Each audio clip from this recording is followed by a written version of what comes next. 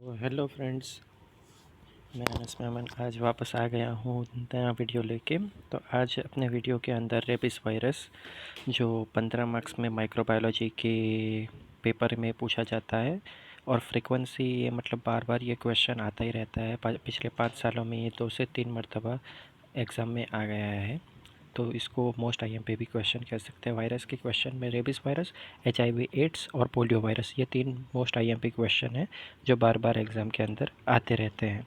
तो आज हम देखेंगे रेबिस वायरस के बारे में कि रेबिस वायरस क्या है, कैसे फैलता है, उसकी ड्यूरेशन कितनी है, मॉर्फोलॉजी क्या है, पैथोजेनेसिस क्या है, लैब डायग्नोस क्या है, क्लिनिकल फीचर्स क्या है और उसकी ट्रीटमेंट क्या है। तो चलिए फ्रेंड्स शुरू करते हैं। वीडियो शुरू करने से पहले आपने अगर हमारे चैनल को सब्सक्राइब नहीं किया है तो सब्सक्राइब कर दीजिए और बेल आइकन को नहीं दबाया है तो बेल आइकन को दबा दीजिए और सब्सक्राइब कर दीजिए। Thank you friends. तो चलिए फ्रेंड्स शुरू करते हैं मॉर्फोलॉजी से। मॉर्फोलॉजी के अंदर जो ये रेबिस वायरस है वो रेबिडो रेबिडोविरिडी फैमिली से आता है। रेबिडोविरिडी फैमिली से, तो रेबिडोविरिडी फैमिली के अंदर लीसा वायरस और वेसिक्यूलो वायरस और लीसा वायरस के अंदर से ये रेबिडोविरिडी फैमिली में से आते हैं। और लीसा वायरस के अंदर 7 सेरोटाइप होते हैं, 7 सेरोटाइप होते हैं। उसमें जो फर्स्ट सेरोटाइप है उसका नाम है रेबिस वायरस। सबसे पहले रेबिडोविरिडी जो है वो फैमिली है एक वायरस की और उसके अंदर से 2 वायरस बनते हैं। सबसे पहले लीसा वायरस और दूसरा वायरस बनता है वेसिक्यूलो वायरस और लीसा वायरस। और जो ये रेबिस वायरस है वो लीसा वायरस में आता है। लेकिन लीसा वायरस के अंदर 7 सेरोटाइप होते हैं, 7 सेरोटाइप होते हैं लीसा वायरस के। और 7 सेरोटाइप होते हैं लीसा वायरस के। उसमें से सबसे पहला जो टाइप होता है वो होता है रेबिस वायरस।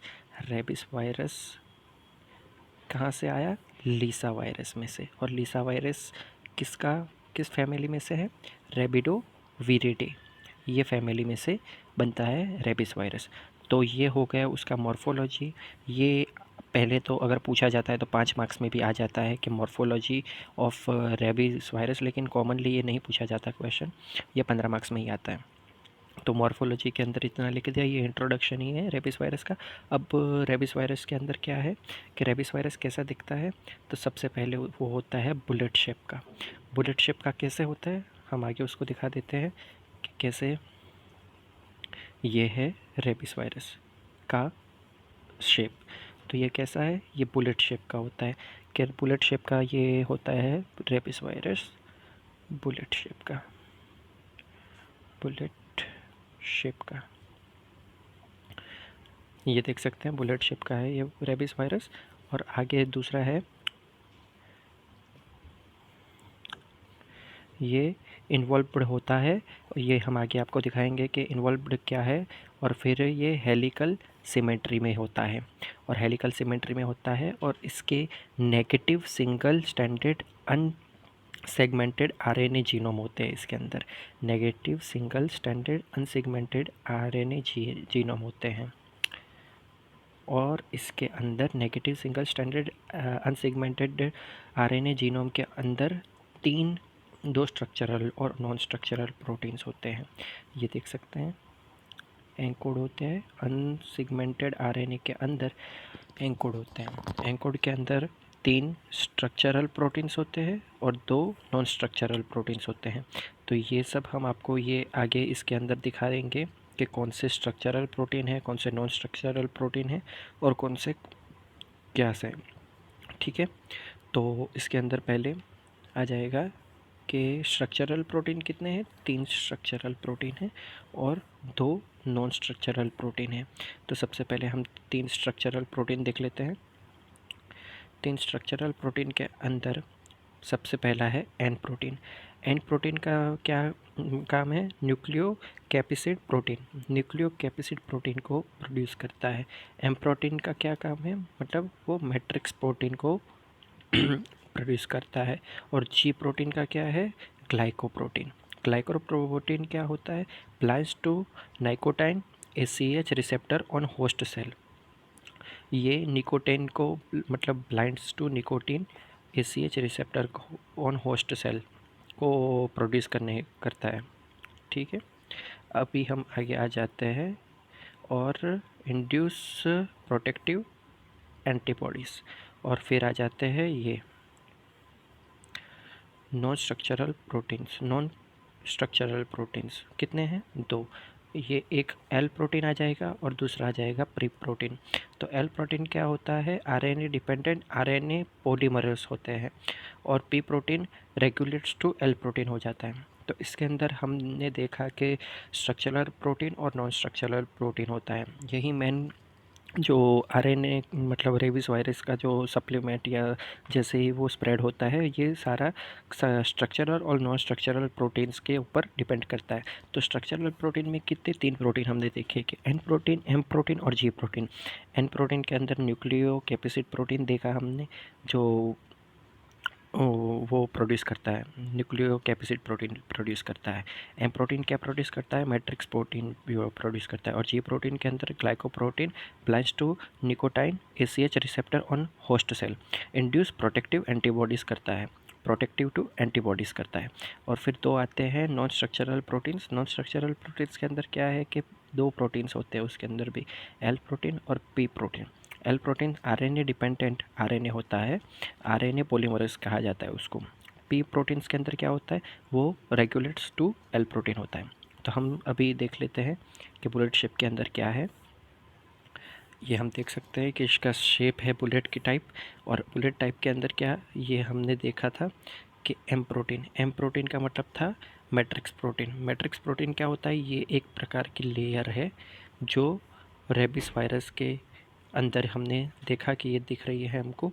और ये हमने देखा कि आरएनए पॉलीमरेज देख सकते हैं कि अंदर के साइड पे जो येलो डॉट्स है वो आरएनए पॉलीमरेज होते हैं। ये होते हैं फिर दूसरे फॉस्फोप्रोटीन।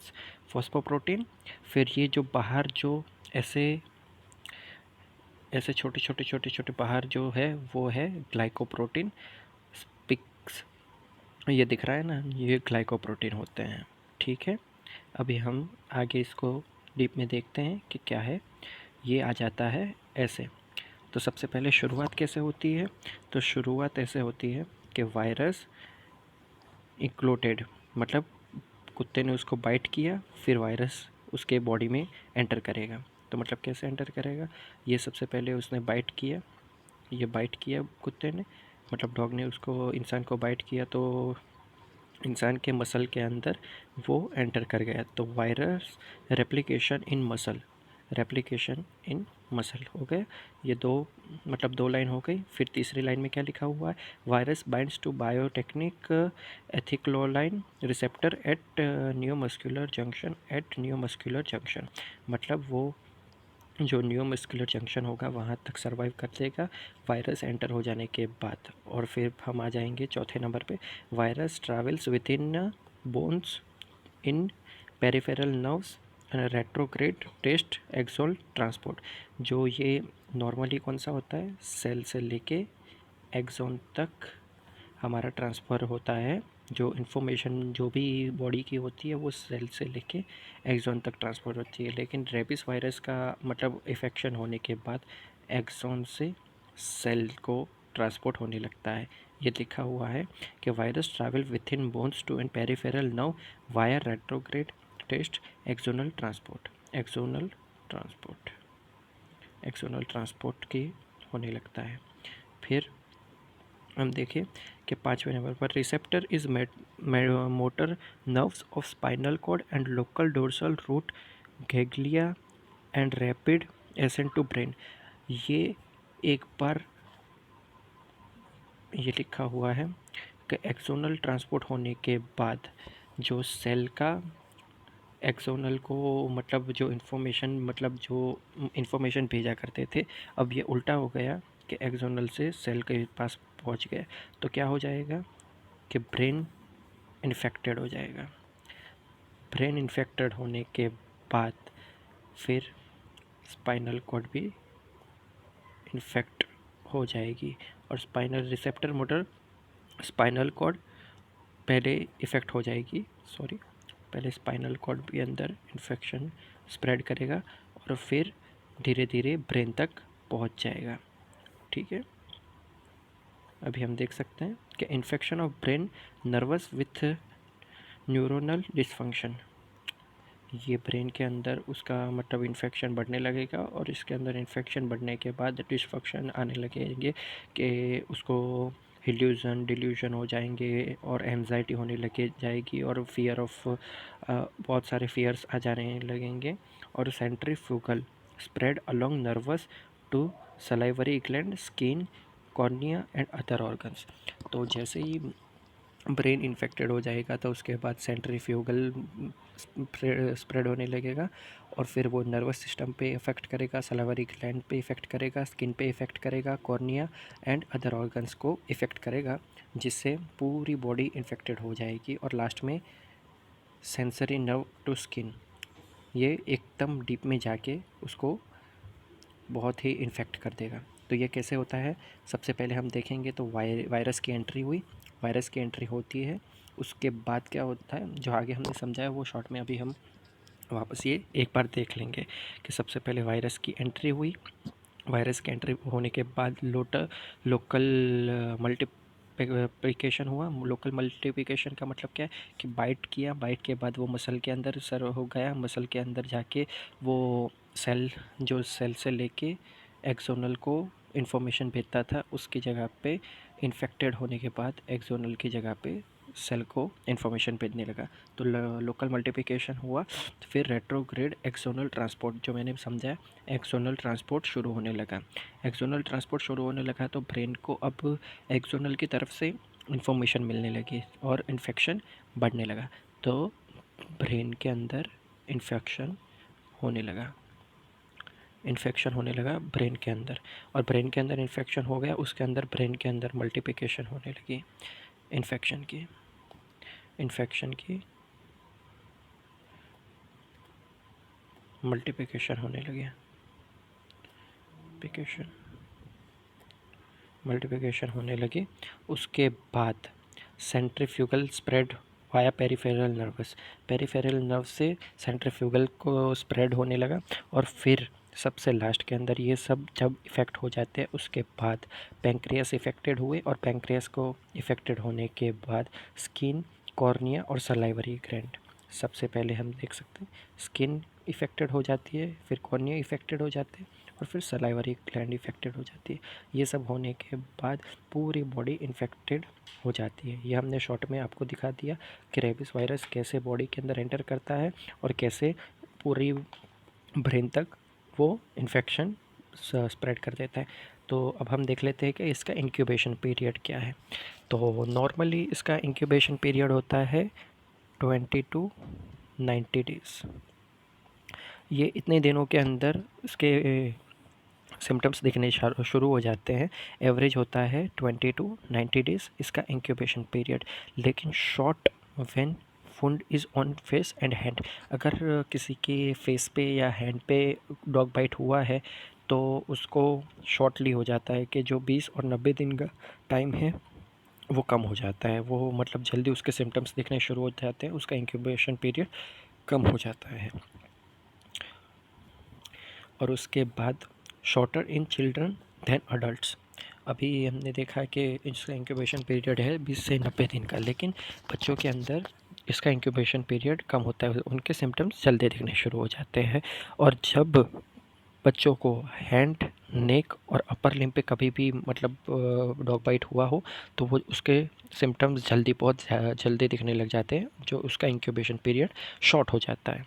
ठीक है, उसके आगे हम देखेंगे अब क्लिनिकल फीचर्स। क्लिनिकल फीचर्स के अंदर क्या है कि only 50% case is develops in rabies virus, only 50% case. अभी हर जगह जो भी डॉग बाइट करते हैं, लेकिन टोटल 50% केस ही है जो डेवलप करते हैं रेबीज़ वायरस को। सारे केसेस को में रेबीज़ वायरस डेवलप नहीं हो जाता, सिर्फ 15% केस ऑफ जो डेवलप करते हैं वो रेबीज़ वायरस के करते हैं। तो स्टेज अभी हम देख लेंगे, टोटल रेबीज़ वायरस के स्टेज कितने हैं, 4 स्टेज है, 4 स्टेज है। तो सबसे पहला स्टेज है प्रोड्रोम अर्ली सिम्टम, इसको हम फर्स्ट स्टेज को क्या बोलेंगे, प्रोड्रोम और अर्ली सिम्टम बोलेंगे। इसको अर्ली सिम्टम भी बोल सकते हैं और प्रोड्रोम भी बोल सकते हैं। इसका इंक्यूबेशन पीरियड कितना होता है, 2 से 10 दिन। 2 से 10 दिन में ये सिम्टम उसके दिखने शुरू हो जाते हैं और उसके सिम्टम्स क्या हो जाते हैं, फीवर है, नोज़िया है, वोमिटिंग है, हेडेक है, एंजाइटी है और पेन एट साइट होता है। जहाँ डॉग ने बाइट किया है वहाँ पेन शुरू होना, मतलब पेन शुरू हो जाता है और फीवर हो जाता है, नोज़िया होने लगता है, वोमिटिंग होने लगती है, फिर सर दर्द होने लगता है, एंजाइटी होने लगती है। एंजाइटी के अंदर भी हम आगे आपको दिखाएंगे कि क्या क्या चीज़ें होती है, और पेन एट साइट होने लगता है।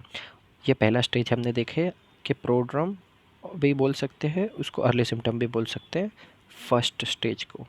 ठीक है, अभी हम दूसरा स्टेज देख लेते हैं। ये दूसरा स्टेज है, उसको हम क्या बोलेंगे, acute neurologic disease. Acute neurologic disease, acute neurologic disease के अंदर क्या होता है, फ्यूरियस रेबिस होता है। फ्यूरियस रेबिस का उसके अंदर एक टाइप है, फ्यूरियस रेबिस। और इंसेफेलाइटिक होता है, ये सेकेंड स्टेज होता है, वो इंसेफेलाइटिक होता है, इंसेफेलाइटिक। और 80% केसेस ऑफ रेबिस वायरस ये एक्यूट न्यूरोलॉजिक डिसीज से होता है, क्योंकि न्यूरोलॉजिक के अंदर ये डायरेक्ट ब्रेन के ऊपर इन्फेक्ट करता है, तो एक्यूट न्यूरोलॉजिक डिजीज़ होने के चांसेस ज़्यादा हो जाते हैं। तो 80% केसेस ऑफ रेबीज़ वायरस और डॉग बाइट के अंदर जो केस बनते हैं वो एक्यूट न्यूरोलॉजिक डिजीज़ के बनते हैं। उसके अंदर क्या क्या सिम्टम और क्या क्या डिजीज़ प्रोड्यूस हो जाती है, एक होती है हाइड्रोफोबिया। हाइड्रोफोबिया मतलब पानी से डर, पानी से डर, पानी से डर लगने लगता है, और वो जब पानी भी पीता है तो उसके गले में बहुत दर्द होने लगता है। तो वो सॉलिड जो होता है वो चीज़ें ज़्यादा इंटेक करता है, वो पानी से डरने लगता है। और एंजाइटी, एंजाइटी के अंदर उसको फ़ियर होने लगता है कि बहुत सारी चीज़ों से वो डरने लगता है। ठीक है, और हॉल्यूसिनेशन होने लगता है कि उसको अलग अलग चीज़ें दिखने लगती है या उसको इल्यूज़न होने लगता है। तो ये हम अब देख लेते हैं, ये 2 स्टेज हो गए हैं। ये जो दूसरा स्टेज है वो 80% केसेस प्रोड्यूस कर देता है न्यूरोलॉजिक डिजीज़ में। न्यूरोलॉजिक के अंदर, एक्यूट के अंदर क्यों बोला जाता है, क्योंकि रेबिस वायरस मेनली ब्रेन और स्पाइनल कॉर्ड को इफ़ेक्ट करता है, इसलिए acute neurologic disease 80% cases produce करती है। ठीक है, अब स्टेज 3 है, वो पैरालाइटिक डम रेबिस है। पैरालाइटिक डम रेबिस के सिम्टम का ड्यूरेशन कितना है, 2 से 7 दिन का। 2 से 7 दिन का ड्यूरेशन होता है पैरालाइटिक डम रेबिस जो स्टेज 3 है। उसके 20% ऑफ केस होते हैं, 20% ऑफ केस। जब कोई डॉग बाइट करे और थोड़े दिन के अंदर उसको लड़का मतलब जो भी है इन्फेक्टेड पर्सन, वो पैरालिसिस या उसका पूरा एक पार्ट काम करना बंद कर देता है, तो वो थर्ड स्टेज में आ जाता है। और ये हमको 2 से 7 दिन में उसके सिम्टम दिखने शुरू हो जाते हैं, उसके सिम्टम 2 से 7 दिन में दिखने शुरू हो जाते हैं। और रेबिस वायरस के अंदर 20% ऑफ केस वो पैरालाइटिक डम रेबिस से होते हैं। जो इन्फेक्टेड पर्सन 20% होते हैं वो पैरालाइटिक डम रेबिस से इन्फेक्टेड होते हैं, और 2 से 7 दिन में उसके सिम्टम दिखने शुरू हो जाते हैं।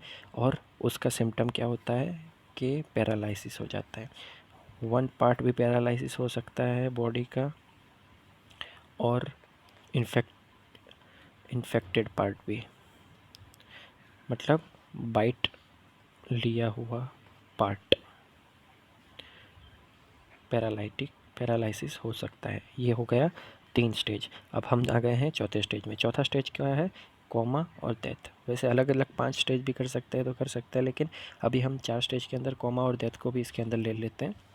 कि जब ये फोर्थ स्टेज बहुत ही रेयरली होता है, और कभी कभी ये फोर्थ स्टेज आ भी जाता है, तो उसमें क्या होता है, कोमा और डेथ, कोमा और डेथ। और ये जब डॉग बाइट हो जाता है कि बहुत ही मतलब गहरा बाइट या ज़्यादा डैमेज हो जाती है बॉडी, तो 14 डेज़ के ड्यूरेशन में इसके सिम्टम मतलब इसका कॉज दिखना शुरू हो जाता है। 14 डेज़ में ये कोमा में पेशेंट चला जाता है या डेथ हो जाती है। और क्यों होता है ये? क्योंकि ये इन्फेक्शन बढ़ा देता है ब्रेन और स्पाइनल कॉर्ड के अंदर। ये स्पाइनल कॉर्ड और इन्फेक्शन ब्रेन के अंदर जल्दी से इन्फेक्शन बढ़ा देता है, तो 14 डेज़ के अंदर कोमा और डेथ के चांसेस हो जाते हैं। ये 4 स्टेज हो गए। पहला स्टेज हमने देखा जिसके अंदर normally fever, nausea, vomiting, headache, anxiety, pen eight site होने लगता है। प्रोड्रम अर्ली सिम्टम बोला जाता है। 2 से 10 दिन का उसका ड्यूरेशन होता है। Second stage acute neurologic disease. ये वन लाइनर में पूछा जाता है कि most common cases of rabies के अंदर क्या आएगा, तो acute neurologic disease. Furious rabies बोला भी जाता है इसको, एनसेफेलिटिक बोला जाता है, और 80% केसेस होते हैं हाइड्रोफ्रोबिया, एंजाइटी और हेल्यूशन होने लगता है। और स्टेज 3 के अंदर क्या देखा हमने, तो पैरालाइटिक टर्म रेबिस। पैरालाइटिक का नाम ही हम देख सकते हैं, पैरालाइटिक यानी पैरालिसिस हो जाना है। और 20% ऑफ केस रेबिस वायरस के अंदर पैरालिसिस हो जाता है पेशेंट को।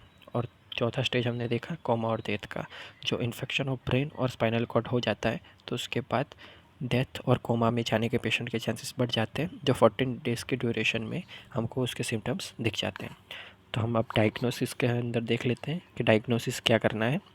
तो डायग्नोसिस के अंदर हम सबसे पहले स्किन बायोप्सी करेंगे। स्किन बायोप्सी कैसे करेंगे? सबसे बेस्ट जो रेबिस वायरस के अंदर हम देखें तो सबसे पहले स्किन बायोप्सी करनी पड़ेगी। तो डायग्नोसिस कैसे करेंगे? तो नेप और नेक से स्किन की बायोप्सी करेंगे, ठीक है। फिर उसके बाद कॉर्नियल इम्प्रेशन सीमर्स लेंगे फॉर एंटीजन डिटेक्शन। ये मोस्ट कॉमन यूज्ड होता है, जो सीमर्स लेके उसका एंटीजन डिटेक्शन करना होता है, वो इसी तरह से किया जाता है। फिर आरटीपीसीआर आएगा। आरटीपीसीआर में 90% सेंसिटिव और 100% स्पेसिफिक होगा, ठीक है। फिर उसके बाद हम करवाते हैं कल्चरल टेस्ट। कल्चरल टेस्ट के अंदर लैब डायग्नोस आ जाता है और लैब एनिमल का टेस्ट भी आ जाता है, विको टेस्ट भी आ जाता है, वो सारे। और फिर सेरोलॉजी जो एबिलेट इन द डिसीज़, ओके। फिर ट्रीटमेंट हम देख लेते हैं कि ट्रीटमेंट रेबीज़ वायरस की क्या देंगे। रेबीज़ वायरस की ट्रीटमेंट क्या देंगे? इसके अंदर no medication for this virus, देख सकते हैं, no medication for the virus. Preventable after infection हो सकता है कि अगर कुछ डॉग ने का बाइट कर लिया है तो उसके अंदर कोई भी ऐसी मेडिसिन नहीं है जो रेबीज़ वायरस को प्रिवेंट कर सकता है या क्योर कर सकता है। लेकिन हाँ, आफ्टर इन्फेक्शन हम जो वुंड है उसको प्रिवेंट कर सकते हैं, ठीक है। तो सबसे पहले हम वुंड के लिए क्या करेंगे, उसको copiously washed with water along antiseptic for 15 minute. अभी हम उसको अगर बाइट किया है तो वो पार्ट पे ब्लड या सूजन आ गई होगी, तो उसको हम 15 मिनट तक वॉश करेंगे एंटीसेप्टिक वाटर और एंटीसेप्टिक क्रीम से। 15 मिनट तक हम उसको वॉश करेंगे, तो जो इन्फेक्शन लगा होगा या कुछ भी बाहर इन्फेक्टेड या स्वेलिंग आ गई होगी वो कम होगी उससे, ठीक है। फिर आरआईजी का मतलब रेबिस इम्यूनोग्लोब्यूलिन। हम उसको फिर रेबिस इम्यूनोग्लोब्यूलिन देंगे और उसके बाद हम पीईपी, प्री एक्सपोजर टू प्रोपाइलेक्सी, उसको देंगे, ठीक है। पीईपी का फुल फॉर्म क्या है? Pre exposure prophylaxis. Pre exposure prophylaxis इसको बोला जाता है और इसका मतलब क्या है? वैक्सीन्स। ये लास्ट में हमने आपको इसीलिए बताया कि पीईपी, क्योंकि मेन ये रेबिस वायरस है। रेबिस वायरस को पूरा हमने समझा तो दिया, लेकिन लास्ट में उसको क्योर कैसे करना है, तो लास्ट में इसका ऑप्शन ना कोई मेडिकेशन है। हमने जैसे ही आपको ये ऊपर बताया कि इसकी कोई मेडिकेशन नहीं है, इसका कोई मेडिकेशन नहीं है, बस इसको हम एक ही चीज़ से उसको क्योर कर सकते हैं, ये है वैक्सीन। वैक्सीन हम देंगे उसको, क्यों देंगे? Killed fix rabies virus growth in cell line. हम उसको किल कर देंगे, फिक्स कर देंगे रेबिस वायरस को, उसका ग्रोथ रोक देंगे सेल लाइन में, ठीक है। तो ये था हमारा रेबिस वायरस का पूरा क्वेश्चन। तो हम इसको हमारे टेलीग्राम की चैनल है मेडिकल स्टूडेंट, उसके अंदर भी हम ऐड कर देंगे ये चैनल को, और आप भी हमारे टेलीग्राम चैनल को ज्वाइन कर लीजिए कि आपको भी ये सारे नोट्स मिल जाएगी, ठीक है। और हमारे चैनल को सब्सक्राइब नहीं किया तो सब्सक्राइब कर दीजिए और बेल आइकन को दबा दीजिए। आगे भी हम दूसरे वीडियोस लाते रहेंगे। Thank you.